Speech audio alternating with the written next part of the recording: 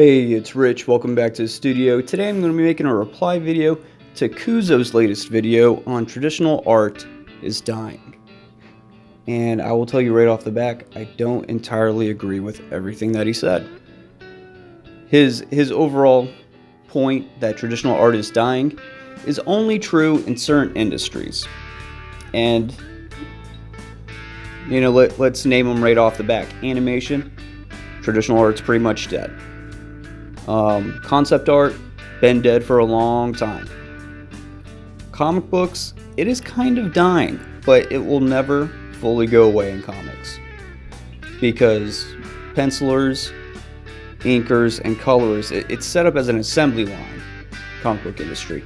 Now, there are some artists that do everything themselves, but that makes them, I don't want to say slower, it kind of speeds up the overall process. What would probably take 3 days for a page, penciler, then inker, then colorist, let's say three days for turnaround on that. Somebody who's doing all the art themselves could probably do it in 2 if they're really fast.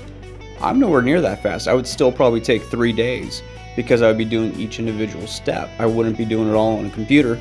You have to have, somebody that's pretty proficient, and it's easier. I don't want to say easier, but you have a lot of people that are skilled in certain mediums. Inkers might go away, but having somebody who does pencils and inks and then sending it to a colorist will probably continue. Now, there are people that are starting to draw digitally, and I got no beef with digital, but it's not for me. I do a decent amount of digital work, and there's a disconnect, and I don't like it. There's just a disconnect, and it's not nearly as fun as doing this, setting up your ink washes and having something physically in the hand, a paper you can rotate. I'll never go fully digital, never, especially since I started off digital and have been gradually getting more and more traditional. So, and I mean, in high school I didn't have digital back then. I'm also really old.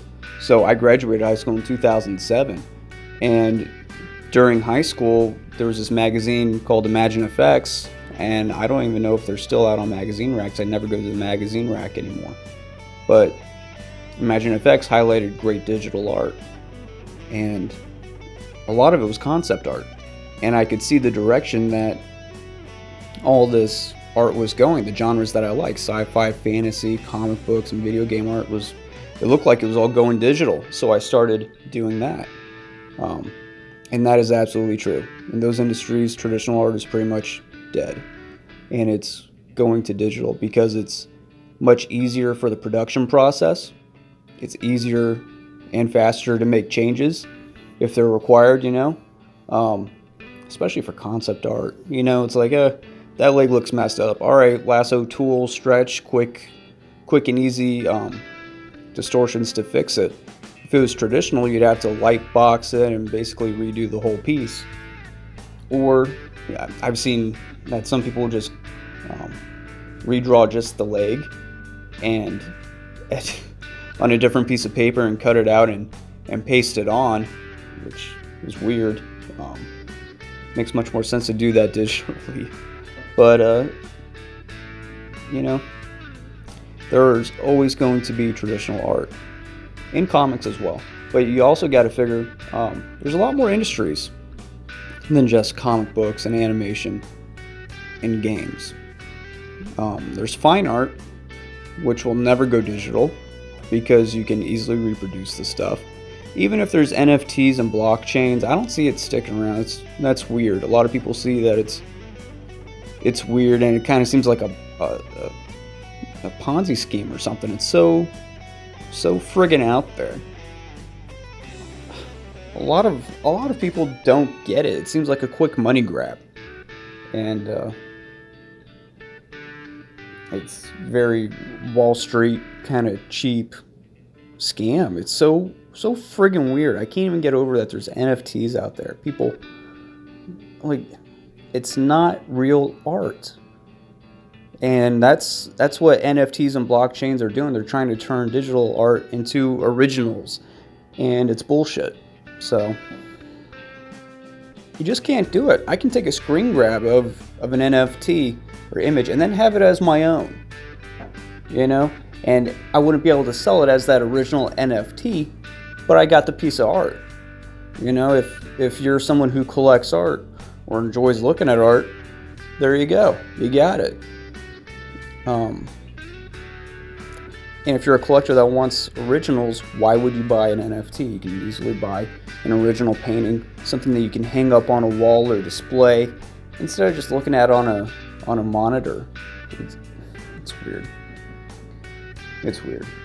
So, and then there's other industries like illustration, and that's much easier to do digital, but traditional will never go away. Definitely not in that industry. And of course, the barrier to entry that KUZO addressed, you know, being so low for art, you can just get a pencil and paper, and it's so easy to get into that way, and that stuff will never go away, and that's absolutely true.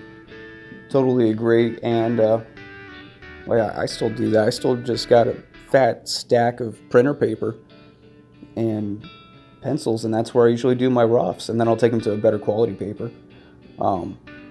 But even then, I'm not spending, you know, tons of dollars on this really good, you know, arches or whatever kind of professional paper that they use for their paintings and charcoals. I'm not doing all that.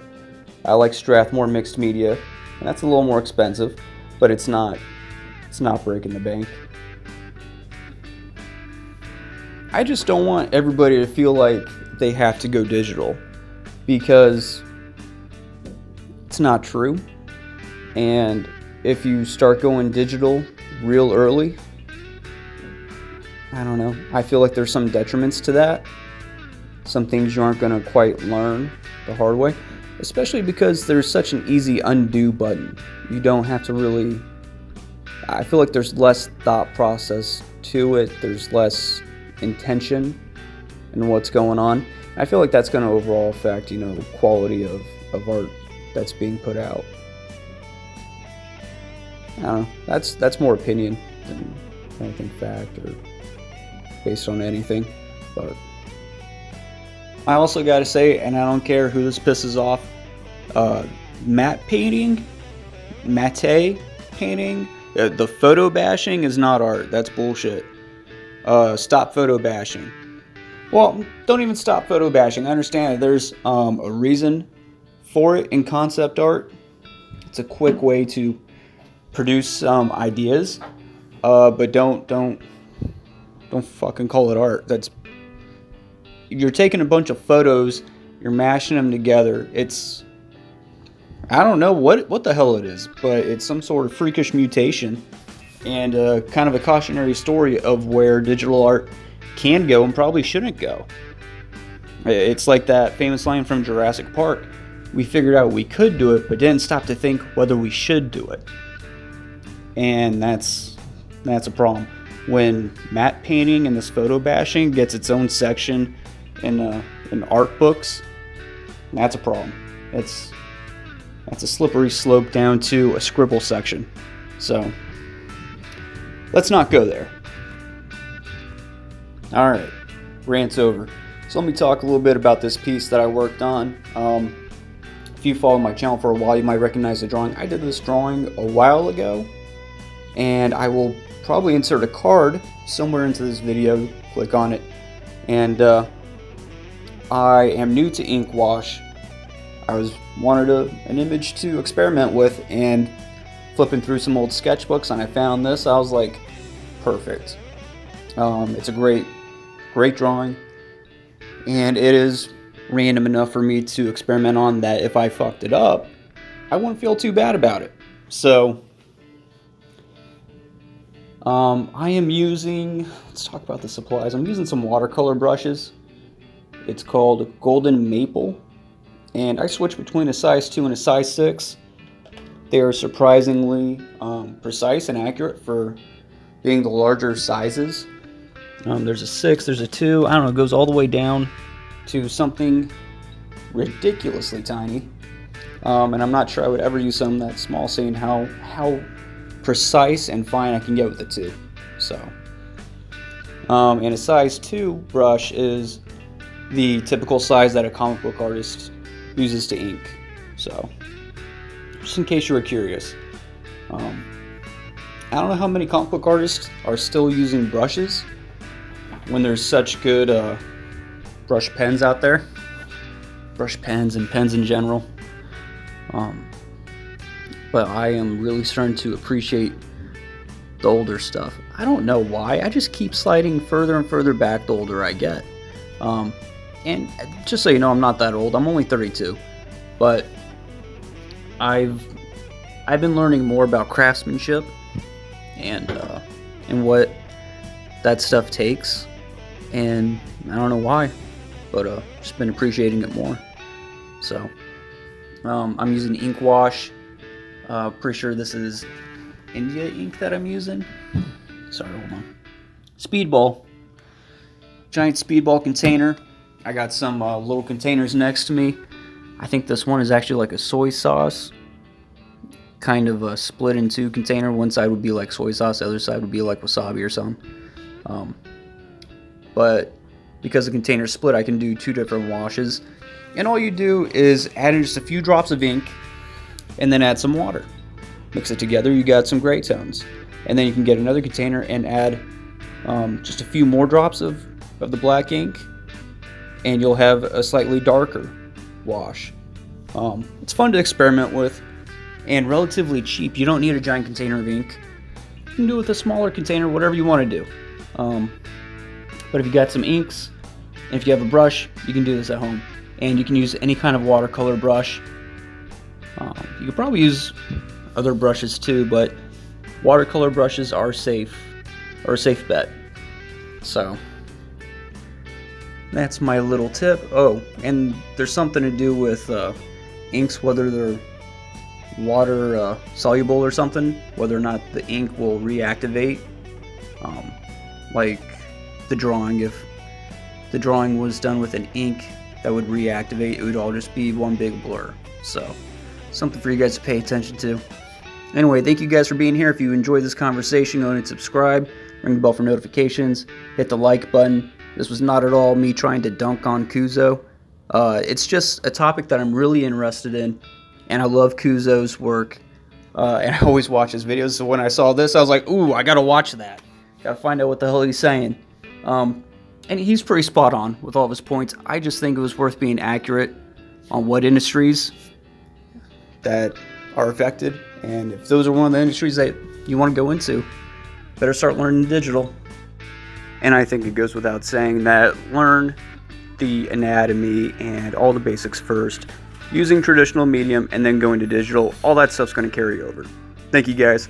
Subscribe, ring the bell for notifications, hit that like button. Thank you.